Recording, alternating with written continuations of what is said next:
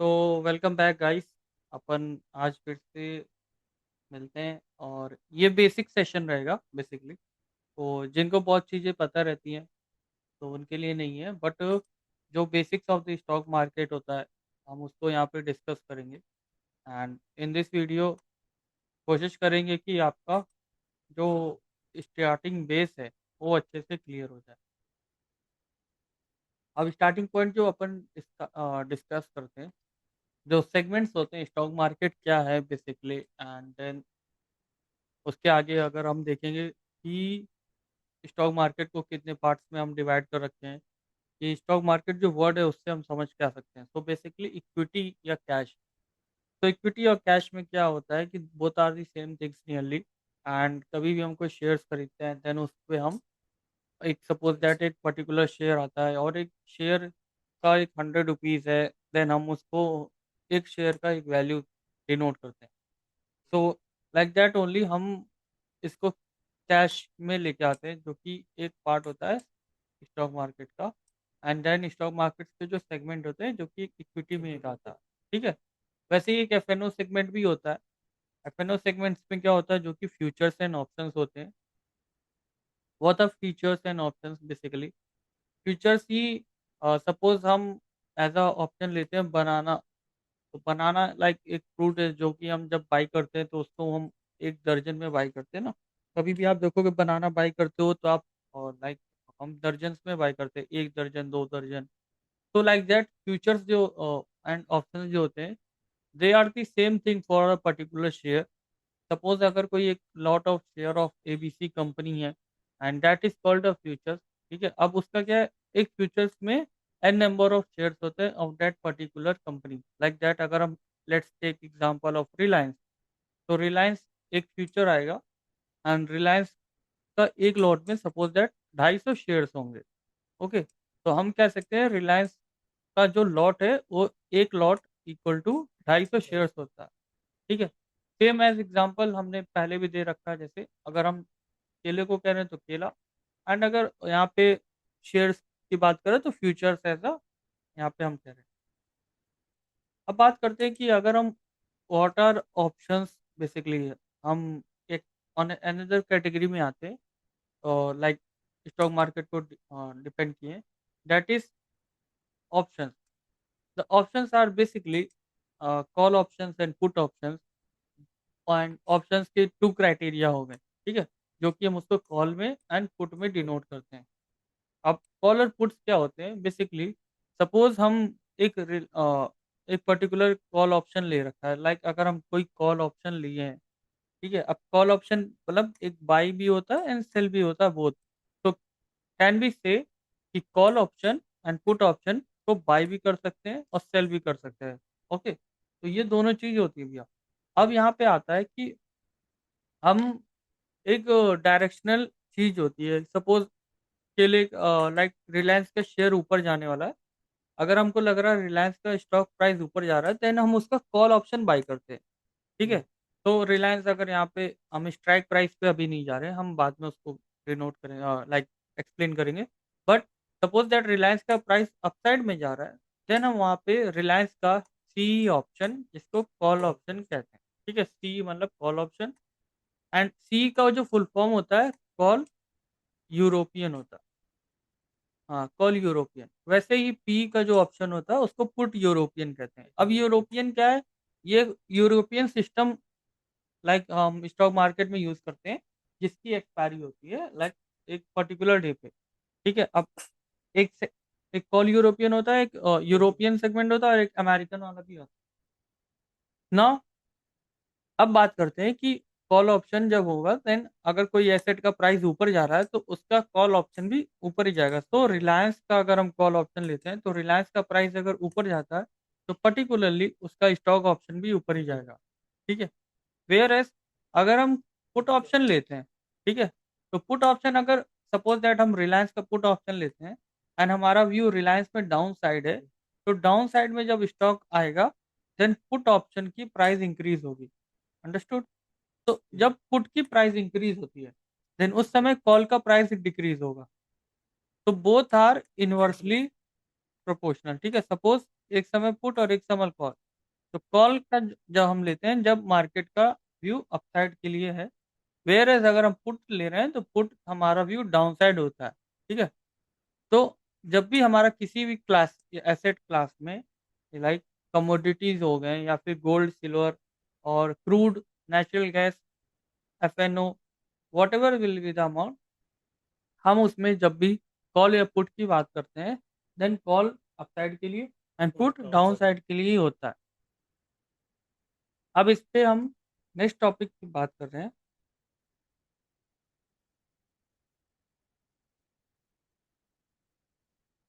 Next topic है commodity segment.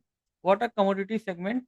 Commodities में आता है, लाइक जैसे इक्विटी को हम डिवाइड कर रखते हैं, वैसे ही F N O and then options, same as commodity, जो कि एक एसेट क्लास आता है। Asset class like gold silver and crude, these are all assets जिसको आप बाई करके रख सकते हो। गोल्ड को बाई करके रख लिए, वो एसेट बन गया आपका। ठीक है। एंड सिल्वर, तो basically these are all the assets. ठीक है, ये याद रखना आप। तो गोल्ड रख सकते हैं, सिल्वर रख सकते हैं।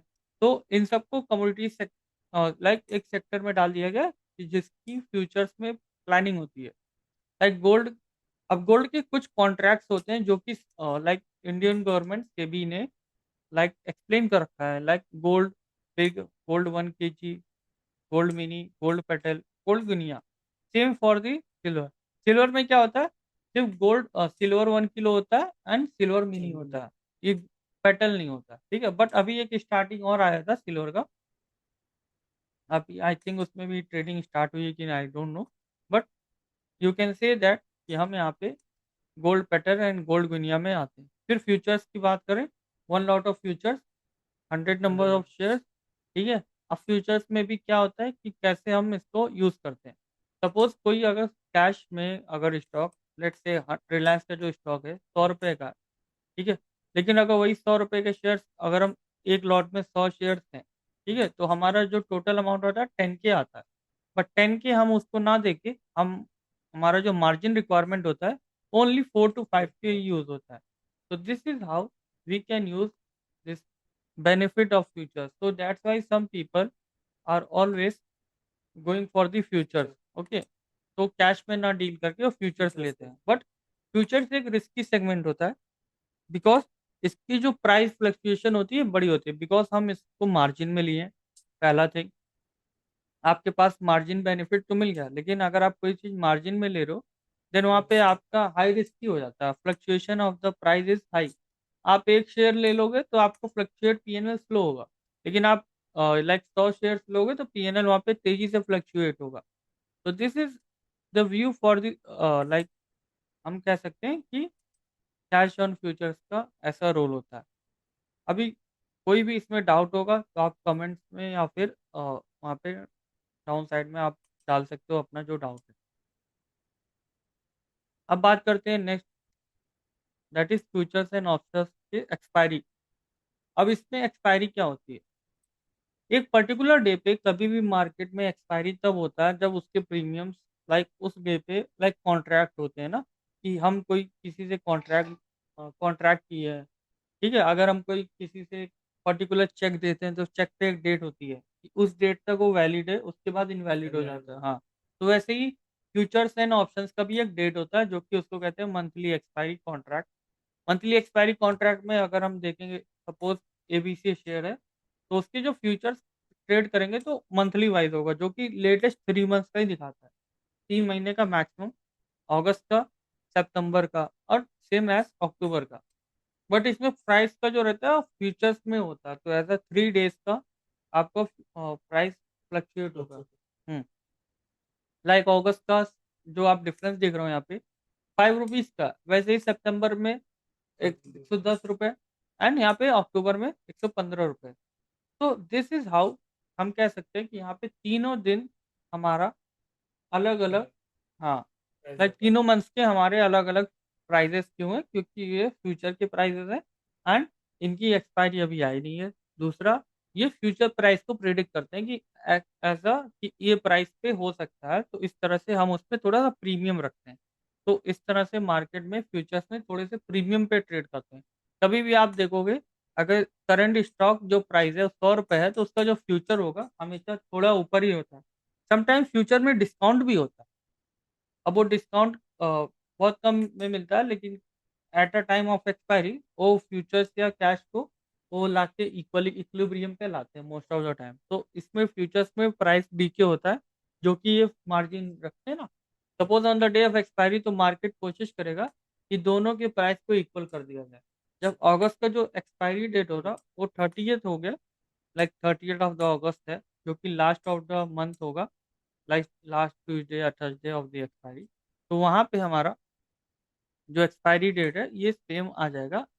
एंड उस दिन कोशिश ये करेगा सेम वैल्यू हो इसका, एसेट का, एंड साथ ही साथ फ्यूचर का भी।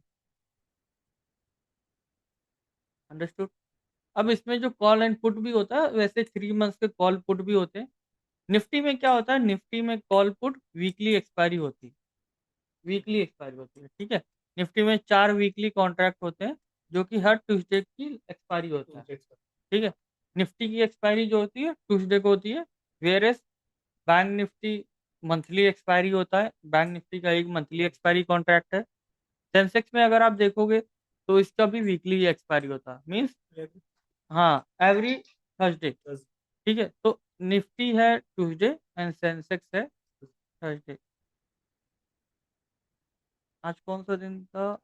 हाँ, आज थर्सडे था, ओके। तो आज थी सेंसेक्स की expiry.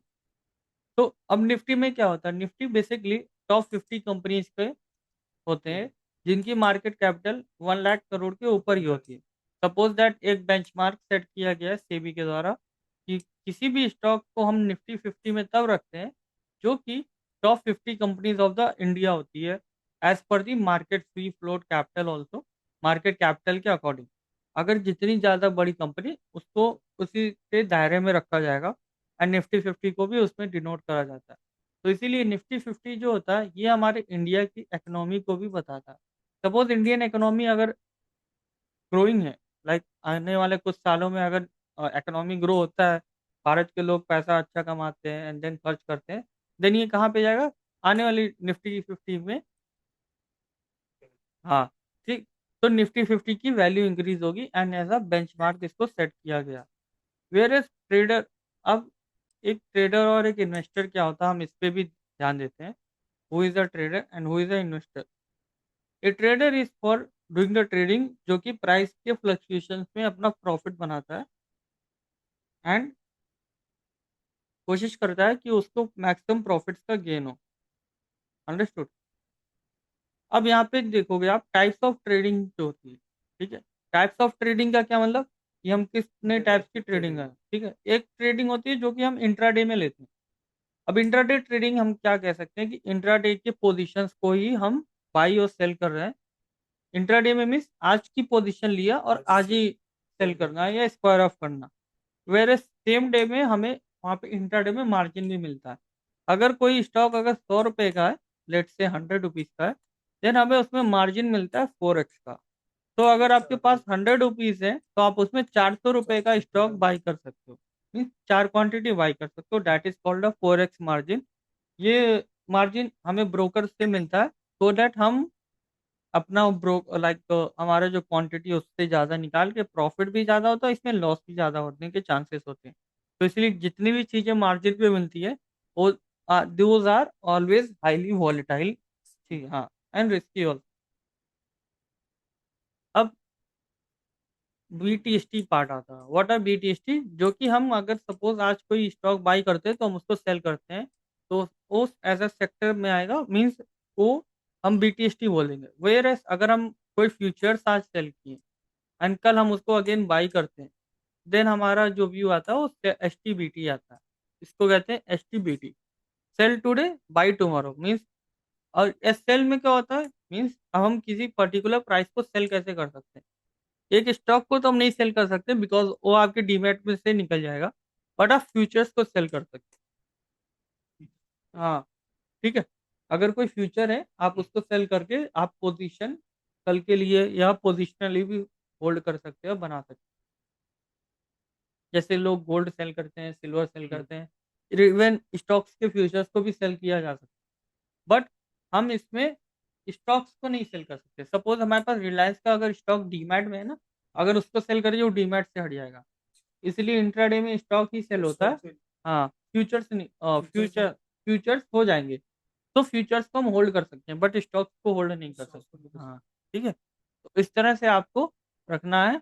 S T B T N B T S T का ये पार्ट आता है। तो इन्वेस्टर जो होते हैं, जो भी इन्वेस्टिंग करते हैं, उनका अलग अलग तरीका होता है इन्वेस्टिंग करने का। स्विंग ट्रेडिंग वो होती है जिसमें हम 3 to 4 डेज से ज़्यादा 1 वीक या 2 वीक तक भी होल्ड कर सकते हैं। हाँ, ठीक है, 2 वीक या 3 वीक का जो भी पार्ट है हमारा, उसको हम लेके जाते हैं किसी पोजीशन को। सपोज आपको लग रहा है कि एक पर्टिकुलर अकाउंट, एक पर्टिकुलर स्टॉक प्राइस ऊपर जाने वाला है, तो हम उसको बाई करते हैं, एंड देन आने वाले टाइम पे हमारा वो स्टॉक का प्राइस ऊपर जाने वाला है, तो हम अपने व्यू के अकॉर्डिंग उसको, हाँ, अगले 2-3 हफ्ते तक होल्ड करते हैं, हमें प्रॉफिट मिलता है तो हम उसको सेल कर देते हैं। वैसे ही पोजिशनल है कि किसी बड़े टाइम फ्रेम पे हम उसको एनालाइज करते हैं, एंड हमारा व्यू करीबन मंथली से 1 ईयर, मतलब 2-4 महीनों के लिए है, तो हमें उसमें रिटर्न्स भी अच्छे मिलते हैं बड़े। एंड वो पोजिशन ट्रेड हम उसको कैरी रखते रहते हैं हमेशा अपने स्टॉक्स लाइक पोर्टफोलियो में, जिसमें हमेशा कभी कभी 4 महीने 6 महीने या साल भर भी लग सकते हैं रिटर्न्स जनरेट होने में। बिकॉज अगर मार्केट सेंटीमेंट सही नहीं हुआ, देन मे बी पॉसिबल कि वो स्टॉक परफॉर्म ना करे, so that's why we have to make a big low. तो कभी कभी आप जब देखे होंगे कि आपका जो स्टॉक का प्राइस है वो मूव नहीं कर रहा, वो साइडवेज हो गया, कंसोलिडेशन, देन उस कंडीशन में हम अपने स्टॉक्स को 1 साल तक, समटाइम्स 2 ईयर्स या 1.5 ईयर्स तक होल्ड कर सकते हैं। तो that is coming in the positional view. Long term का व्यू क्या रहता है कि हम एक पर्टिकुलर कंपनी में बहुत बुलिश हैं, एंड आने वाले 10 सालों के लिए हम इस लॉन्ग टर्म के उसको होल्ड कर लेते हैं, इवन 3 ईयर्स से 10 ईयर्स तक या 20 ईयर्स भी। तो that depends on your patience level कि आप कितना एक पर्टिकुलर स्टॉक को होल्ड करने की क्षमता रखते हो। अंडरस्टूड।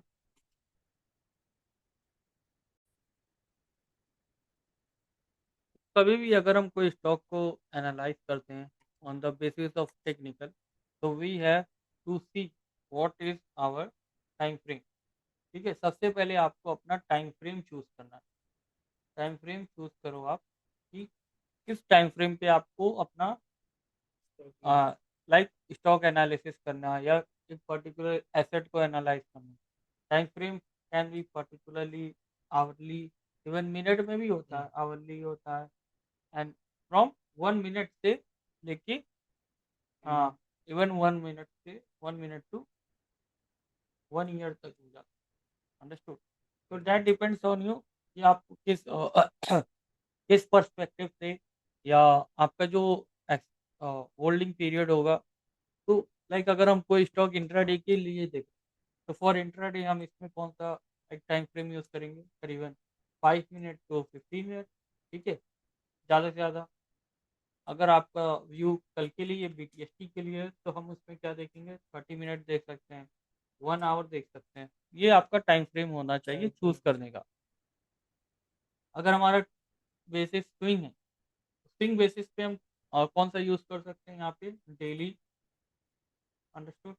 और समटाइम्स हम वीकली भी यूज कर सकते हैं, बिकॉज वीकली कैंडल हमें आने आने वाले अगले 2-3 हफ्तों का भी लाइक इंडिकेशन देगा। अंडरस्टूड। और वहीं अगर हम पोजिशनल यूज करते हैं, तो हम उसमें पोजिशनल बेसिस पे मंथली या 3 मंथ और 6 मंथ को हम भी जा सकते हैं। तो दैट डिपेंड ऑन यू, आप कौन से टाइम फ्रेम पे अपना स्टॉक को देख के एनालाइज कर रहे हो और पोजीशंस आप जो भी क्रिएट कर रहे हो। Let's take now on the example of chart. अब चार्ट्स पे अगर आप आते हो, तो हम कौन सा प्लेटफॉर्म यूज करते हैं ट्रेडिंग या फिर स्टॉक्स एनालिसिस के लिए। तो the first one is trading view. Trading view एक प्लेटफॉर्म है जहाँ पे हमें स्टॉक एनालिसिस करने के लिए मिलता है। आपको गूगल पे जाना, ट्रेडिंग व्यू लिखना, ट्रेडिंग व्यू, VIU। इसको आप ट्रेडिंग व्यू ऑन करोगे, यहाँ पे ट्रैक ऑल मार्केट है, ट्रेडिंग व्यू चार्ट्स आएगा। इस पे क्लिक करने के बाद आपको आपका चार्ट यहाँ पे दिखाने लग जाएगा। तो बेसिकली ये गोल्ड का चार्ट है। ऊपर टॉप पे आपको यहाँ पे सर्च बार दिखेगा, यहाँ पे आपको सर्च करना है। अभी सर्च में आपको ऑल पे क्लिक करना है, ऑल पे, एंड देन उसके बाद हमारा स्टॉक्स, देन आफ्टर दैट हमारा फंड्स है या फ्यूचर्स है या फॉरेक्स है, क्रिप्टो है, वो किस सेक्टर में आता है आपको ये देखना है। अगर वो इंडेसिस में आता है तो वो निफ्टी, बैंक निफ्टी, इसमें भी आता है। Nifty 50, Nifty 50, bank Nifty, TNX। तो ये सारे इंडिसेस हैं, देखो आप, सारे निफ्टी के इंडिसेस। क्योंकि निफ्टी के जितने भी सारे स्टॉक्स हैं उनको अलग अलग एक कह सकते हो क्राइटेरिया में बन के रखा दे। देखो आप, Nifty 50 Shariya, digital index, tourism index, large mid cap, internet index, understood, health care, composite conglomerate, composite GSEC, आई बीटा 50 इंडेक्स, FPI। तो सारे कितने स्टॉक्स को हम इंडिसेस बना रखे, मीन्स कितने इंडिसेस हैं जो कि लोगों को पता भी नहीं रहता, कि सारे इंडिसेस को ट्रैक करके हम अपना एक पर्टिकुलर सेक्टर को, हाँ, जो कि सेक्टर एनालिसिस होता है। अब हाँ, अभी निफ्टी 50 पे आ जाते हैं। यहाँ पे आपको सिंपल चार्ट लगाना है। ये एक सिंपल कैंडलस्टिक पैटर्न होता है जो कि हम देखते हैं कि हमारा जो चार्ट है वो क्या इंडिकेट करता है। आपको ये सामने जो अभी ओपन है, ये निफ्टी 50 का चार्ट है। यहाँ पे टॉप पे आपको 3 मिनट का टाइम फ्रेम दिख रहा होगा, 1 मिनट, 3 मिनट, 5 मिनट, 15, हाँ, 45 मिनट, 1 आवर। अब ये 1 आवर, तो हर एक मिनट में एक कैंडल बनती है। उस कैंडल से हमारे 1 मिनट के कैंडल को हम यहाँ पे देख सकते हैं। सपोज निफ्टी का जो पहला मिनट का कैंडल था, लेट्स से आ गया, वो ये, तो ये पहला मिनट का कैंडल है जो कि इतनी बड़ी आपको, तो ये एक एक मिनट के कैंडल्स पर बनते हैं। मीन्स 1 मिनट पे जो बाइंग हो रही है, सेलिंग हो रही है, बाइंग हो रही है, सेलिंग हो रही है, हर एक मिनट आप देखोगे 9:15, 9:16, जब मार्केट ओपन होने से लेके मार्केट क्लोजिंग होने तक जो भी बाइंग सेलिंग होती है एक पर्टिकुलर एसेट में, उसके जो कैंडल्स बनते हैं वो इस तरह से लाइक आपको डिनोट ट्रेडिंग व्यू पे भी बनेंगे। लाइक अब यहाँ पे ग्रीन और रेड कैंडल होती है। ग्रीन कैंडल का क्या मतलब होता है कि वो पर्टिकुलर प्राइस उसमें बाइंग आई थी। रेड कैंडल का मतलब क्या है कि उस पर्टिकुलर में या उस पर्टिकुलर एसेट में हमारा सेलिंग हुआ है। ठीक है। जैसे ये ट्रेंड डाउन हो रहा है, ऐसे जैसे प्राइस डाउन में, प्राइस डिक्रीज में सेल किया है, ठीक है। तो ये प्राइस यहाँ पे डिक्रीज हुआ, यहाँ पे प्राइस फॉल हुआ, ठीक है, बिकॉज ये रेड कैंडल है। रेड कैंडल क्या बताया कि प्राइस ऊपर ओपन हुआ। अब आपको यहाँ पे प्राइस दिख रहा होगा कोने में, ठीक है, हम लेट दिस मार्क करते हैं। आपने स्कूल में मैथमेटिक्स में स्टैटिस्टिक्स पढ़ा होगा।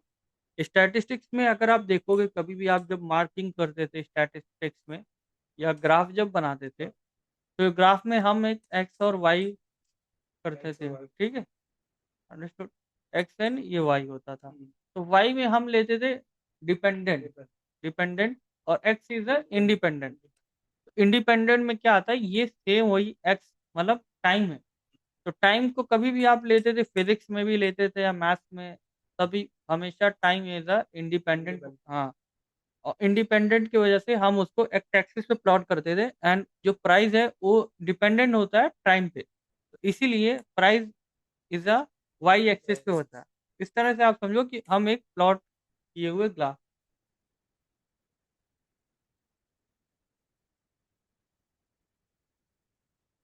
अब बहुत से लोग सोचेंगे कि हमारा ये जो रेड कैंडल है, रेड है, ग्रीन है, ये क्या बता रहा है। कभी भी कोई स्टॉक अगर ओपन होता है ऊपर एंड देन क्लोज होता है डाउन साइड, ऊपर ओपन हुआ, ये ओपनिंग, क्लोजिंग डाउन साइड, ठीक है, इसका मतलब क्या हुआ कि मार्केट 24,000 उस टाइम पे 24,638 पे था, अंडरस्टूड। 638 पे जब था, एंड देन उसके बाद मार्केट डाउन साइड पे क्लोज कहाँ हुआ, 24,625 पे, 24,625। तो हम कह सकते हैं कि मार्केट ऊपर ओपन हुआ, 11 पॉइंट ऊपर ओपन हुआ था, एंड देन वो 11 पॉइंट का फॉल आ गया। एट दैट पर्टिकुलर मोमेंट कौन से टाइम पे, 9:19 पे, 9:19 पे हमारा 11 पॉइंट का फॉल आया था। ठीक है, एंड ये हमारे इस कैंडल ने बताया। इससे कैंडल से हम प्रेडिक्ट करते हैं, या इस कैंडल ने हमें ये बताया कि Nifty at that particular time वहां पे फॉल हुआ था, एंड आफ्टर दैट अगेन वहां पे बाइंग होती है, एंड देन अगेन ऊपर होते हैं। तो these all things are done by the people जो कि बाई सेल कर रहे हैं और एक पर्टिकुलर एसेट को ऊपर ले या नीचे लेके जाते हैं। अगर आप ध्यान से देखोगे, हाँ, तो एक पर्टिकुलर टाइम फ्रेम पे अगर आप देखोगे 1 मिनट पे, तो 1 मिनट पे आपको कैंडल्स बहुत दिखेंगी, एंड टाइम फ्रेम आपका चार्ट बहुत बड़ा, and it will look like a messy, like आप देखोगे यहाँ पे up and down, up and down, like छोटे छोटे स्विंग्स भी आपको दिखेंगे। ठीक है, एंड आज का जो मार्केट है एज अ साइडवेज मार्केट। अब साइडवेज मार्केट इज और ऑल ट्रेंड टाइप, हम इसको आगे देखेंगे, बट करेंटली आप चार्ट्स पे देख सकते हो मार्केट्स में as a range bound market. ठीक है, but not coming on this part. अब यहाँ पे अगर आप टाइम फ्रेम को बड़ा करते हो, लाइक लेट्स से 5 5 मिनट, अब 5 मिनट में 5 मिनट की जो कैंडल है, सपोज जो 5 मिनट की एक कैंडल है, उसके इनसाइड में 1 मिनट का ओपनिंग प्राइस और फिफ्थ कैंडल की क्लोजिंग प्राइस को कंबाइन करके एक कैंडल का फॉर्मेशन होता है, जो कि 9:15 की कैंडल होती है। तो उसी तरह से ये 9:15 की कैंडल है, मतलब 9:15 से लेके 9:20 तक ये ओपनिंग और क्लोजिंग तक बताया। ये इस तरह से हम पूरा ऐसा कंबाइन कर सकते हैं। वैसे ही जब आप टाइम फ्रेम बड़ा करोगे, 15 मिनट करोगे, तो पिछले 1 मिनट से लेके 15 मिनट के जो कैंडल आती हैं वो पूरा इसमें बताई गई है। And after that same scenario, जब बड़े टाइम फ्रेम जाओगे, 1 आवर, 2 आवर, 1 आवर में 60 सेकेंड, 60 मिनट, ओके, तो हर एक मिनट की 60 कैंडल्स को कंबाइन करके यहाँ पे कैंडल्स को लाया गया।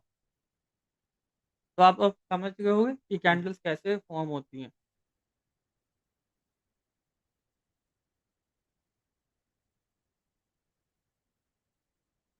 नाउ, अब अगला पार्ट क्या है कि हम किसी भी स्टॉक को अगर देखते हैं तो किस टाइम फ्रेम पे देखना है।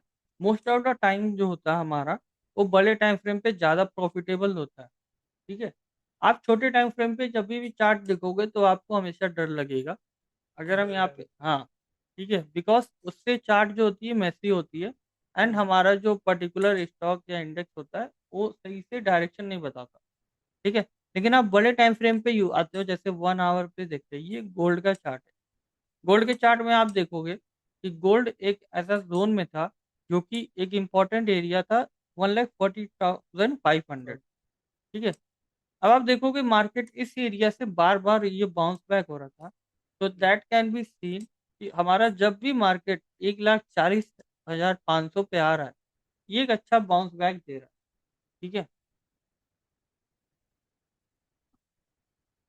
तो उसी तरह से कभी भी मार्केट में आप देखोगे कि जब भी ये बाउंस बैक हमें मिल रही है, तो यहाँ से हमें एक अच्छा रैली अपने को देखने को मिला, एंड दिस इज हाउ ये एज अ सपोर्ट जोन काम करता है। ठीक है, इसको बोलते हैं सपोर्ट जोन, जहाँ से प्राइस एक पर्टिकुलर एरिया पे सपोर्ट लेके ऊपर निकल रहा, उसे सपोर्ट जोन कहते हैं। ठीक है, जैसे ये एरिया सपोर्ट जोन क्यों कह रहा है, बिकॉज प्राइस यहाँ से सपोर्ट ले रहा है। कोई भी चीज पे अगर हम बॉल फेंक रहे हैं, यहाँ से सपोर्ट लेके ऊपर उछल रहा है, तो ये सपोर्ट है। ठीक है, तो ये इस तरह से एक लेवल बन जाता है, एक साइकोलॉजिकल लेवल, या फिर आप कह सकते हो इम्पोर्टेंट बेस, जहाँ पे डिमांड आ रही है, जिसको कहते हैं डिमांड एंड सप्लाई का आता है। ठीक है, जब भी सोने का भाव इस लेवल पे गिर रहा है, 1,40,500 पे, यहाँ पे तेजी की, मतलब तेजी बन जाती है, and that becomes again a trending market. और इस बार क्या हुआ, मार्केट ने एक अच्छा रैली दिया, एंड उसमें हमें 40,000 से 50,000 की रैली देखने को मिली। मीन्स यहाँ पे हमें 10,000 रुपये गोल्ड में प्राइस की इंक्रीज हो गई। कब से, 1,29 जुलाई के बाद हमारा एक अच्छा रैली को देखने को मिला। ठीक है, अगस्त तक। और ये प्राइस का मूवमेंट जो है विद इन 4 to 5 डेज में आया। लेकिन कभी भी जब प्राइस का मूवमेंट होता है बहुत तेजी से होता है, एंड ताकि लोग उसको कैप्चर ना कर पाए, एंड जो लोग पीछे कैप्चर करके बार बार होल्ड किए पेशेंस खो देते हैं, उनका ये रैली मिस हो। हाँ, अब यहाँ पे हम बोले कि अगला हमारा टारगेट क्या हो सकता है गोल्ड में, तो अब हम अगला टारगेट ऊपर के लेवल के लिए जाएंगे जहाँ पे गोल्ड का एक रेजिस्टेंस एरिया होगा। रेजिस्टेंस एरिया क्या होता है? What are support and resistance, let me tell you. Support and resistance इस तरह से काम आता है कि जहाँ पे मार्केट का प्राइस पर्टिकुलर डे से, सॉरी, पर्टिकुलर एरिया से 12 सपोर्ट लेके बाउंस बैक हुआ, ये सपोर्ट बन गया।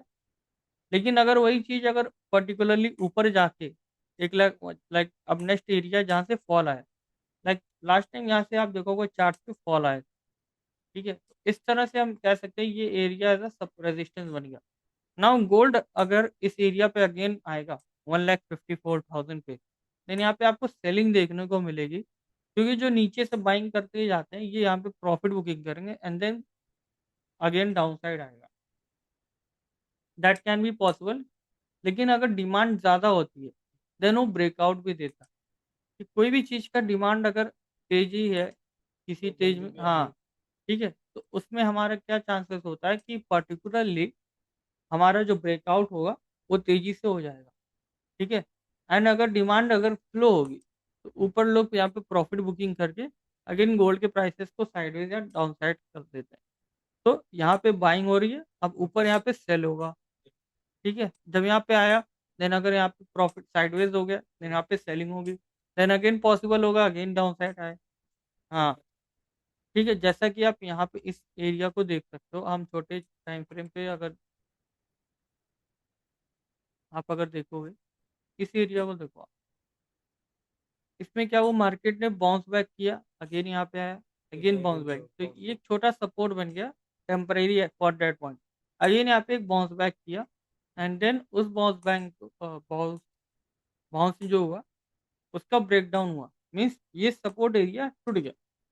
तो जब यहाँ पे सेलिंग प्रेशर ज़्यादा होती है, मीन्स गोल्ड की सेलिंग प्रेशर ज़्यादा थी, देन यहाँ पे सपोर्ट एरिया का ब्रेकडाउन मिलता है एंड देन गोल्ड और नीचे के प्राइसेस के लिए आता है। देन अगेन अगला सपोर्ट एरिया ये बन जाता है। अब यहाँ पे मार्केट यहाँ से डिमांड आती है, अगेन यहाँ पे आता है, अगेन डिमांड आती है, अगेन यहाँ पे आता है। तो इस तरह से मार्केट डिमांड एंड सप्लाई का रूल यूज़ करते हैं। एंड देन एक चीज़ हमें याद रखना कि जो भी एरिया, अगर ये एरिया एज़ अ सपोर्ट था, तो ब्रेकडाउन होने के बाद इसको रेजिस्टेंस में कन्वर्ट हो जाता है। तो कभी भी जो सपोर्ट होता है, वो रेजिस्टेंस कब बन जाता है? जब उसका ब्रेकडाउन होता है। अंडरस्टूड? आज जैसे ये सपोर्ट एरिया है, ठीक है? और ये रेजिस्टेंस एरिया, ठीक है? तो सेम ऐसे ही सपोज़ आप करो, जब ये सपोर्ट एरिया था, इस वाले एरिया पे हम देखेंगे, तो जब ये ब्रेकडाउन हो गया था, देन ये एज़ अ रेजिस्टेंस काम हो जाता है। तो किसी भी स्टॉक का अगर ब्रेकडाउन होता है, देन उसको सपोर्ट से वो रेजिस्टेंस में कन्वर्ट हो जाता है एंड देन प्राइस उस एरिया पे अब हमें सेलिंग प्रेशर देखने को मिलता है, इसलिए इस एरिया से हमें गोल्ड सेलिंग देखने को मिला।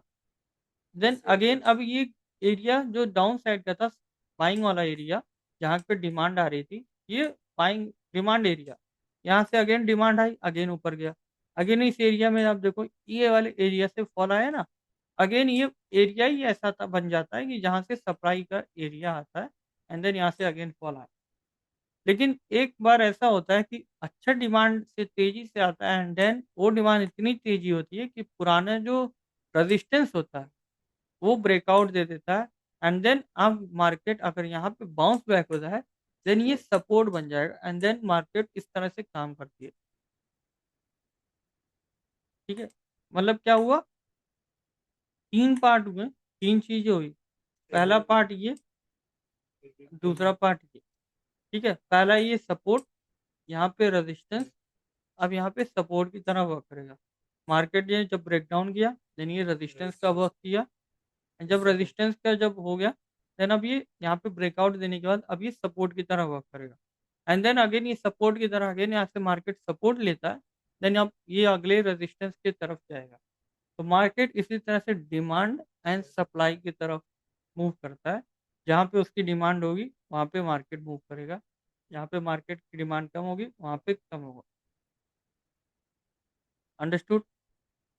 ये है आज का टोटल सेशन। ठीक है, इसमें अभी कोई डाउट्स है तो आप बताओ।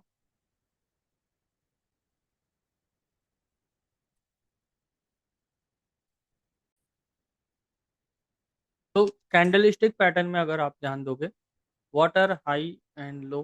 ठीक है, कैंडल्स टू टाइप्स की होती हैं, सबको पता है। एक हाई, सॉरी, एक रेड कैंडल, एक ग्रीन कैंडल। रेड कैंडल का जो आप ये मार्क कर सकते हो, बना भी लो। ठीक है, इसको आप बना लो हमेशा कॉपी में, तो याद रहेगा। High, open, low, sorry low, and then close. अब इसमें आपको क्या देखने को मिलेगा कि कोई प्राइस, अगर हम देखते हैं कोई भी एसेट क्लास अगर 10 रुपए पे ओपन होता है, देन वो 11 रुपए का हाई मारता है, एंड देन उसके बाद वो लो मारता है करीबन 8 रुपए का, एंड क्लोज होता है 9 रुपए का।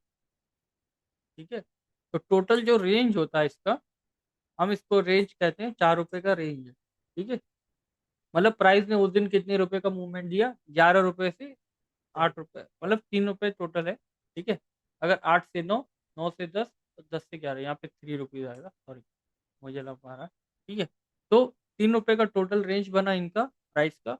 एंड प्राइस ने जब 8 रुपए का लो मारा, देन वहां से 9 रुपए का क्लोज किया। ठीक है, इट मीन्स मार्केट कभी भी ओपन होती है and अगर उसके नीचे क्लोज होता है, देन वो बेरिश कैंडल में काउंट होता है। ठीक है, हमेशा याद रखना बेरिश कैंडल क्या होती है। Bearish candle are those candle which is closing below the opening price. Okay, वो 1 रुपए भी ओपनिंग नीचे, सॉरी 1 रुपए भी नीचे क्लोज करे, देन भी हम उसको बेरिश कैंडल ही कहेंगे। Understood, this is called the bearish candle. वैसे ही बुलिश कैंडल क्या होता है, bullish candle are those candle जिसमें हम प्राइस के ओपनिंग के ऊपर क्लोज करते हैं।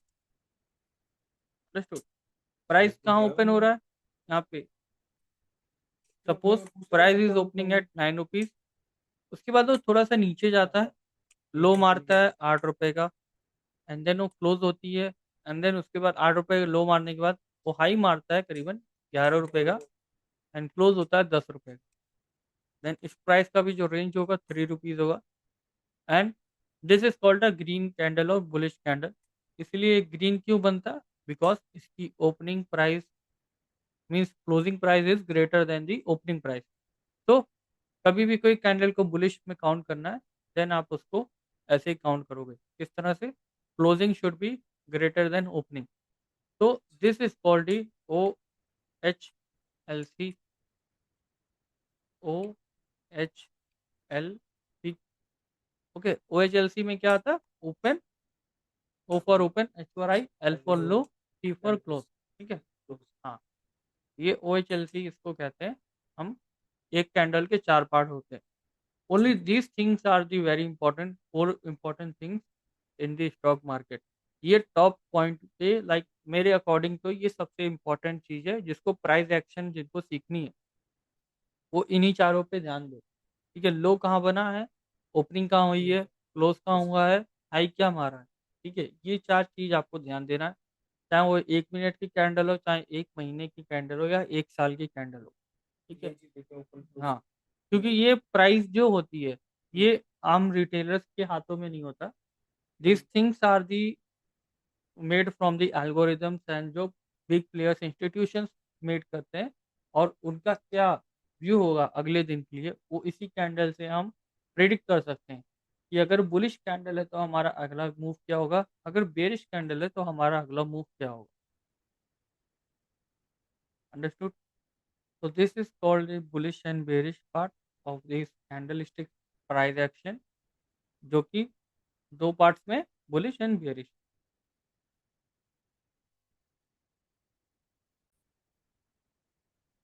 तो टाइम फ्रेम आप हमेशा नोट करके रखो कि कौन से टाइम फ्रेम पे अब अगर हमें चूज करना है तो हम कौन सा टाइम फ्रेम देखते हैं। यहाँ पे जो 30 है, ये 30 मिनट है। ठीक है, एंड समटाइम्स अगर हमें BTST लेना है या फिर स्विंग ट्रेडिंग जब करनी होती है, BTST 30 मिनट तो बना, हाँ, इवन 2 आवर्स भी ले सकते हैं। अंडरस्टूड, 2 आवर्स भी लेते हैं। समटाइम्स हम स्विंग ट्रेडिंग में 4 आवर्स भी लेते हैं, लाइक कल के लिए। ठीक है, 4 आवर्स या 6 आवर्स भी, समटाइम 12 आवर्स, तो जो भी कैंडल आपको अच्छी है। Most of the time 30 minute, 1 hour 2 hour for BTST। Positional में हम मंथली वीकली कैंडल भी ले सकते हैं, कोई इशू नहीं। Understood everyone? So this is the from the day one of the stock market of basics part session. Hopefully you guys have liked. So thank you guys from this session.